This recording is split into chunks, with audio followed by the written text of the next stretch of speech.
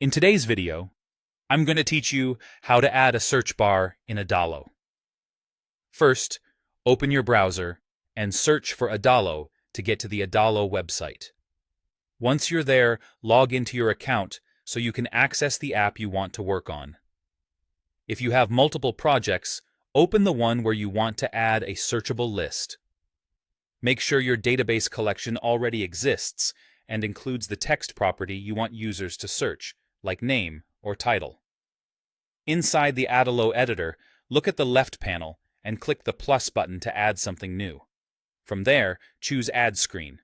A pop-up will appear with templates. In the search field, type Search List. This brings up a pre-built screen that includes a search bar at the top and a list beneath it.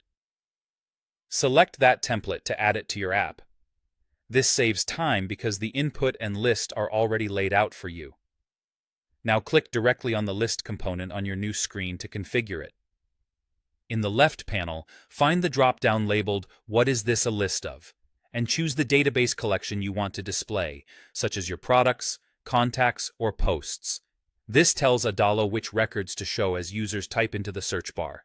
If you don't see the collection you need, double-check that it's already set up in your database with the correct fields. Next, scroll down in the left panel until you reach the Filters section. Filters control which items appear in the list based on the search input. Click Add another filter to create the rule that connects the list to the search bar. Choose the property you want people to search, for example, name. This should be a text field, so the contains condition works properly. For the condition, select Contains. This is ideal because it matches partial text as users type, not just exact matches. In the final field of the filter, choose Form Inputs, and then select Search Term. That option refers to the search input that's already on this screen. By doing this, you wire the text a user types into the search bar directly to the list's filter. That's it. Your search bar now filters the list in real time as someone types. You can preview your app to see it in action and confirm that results appear or narrow down instantly.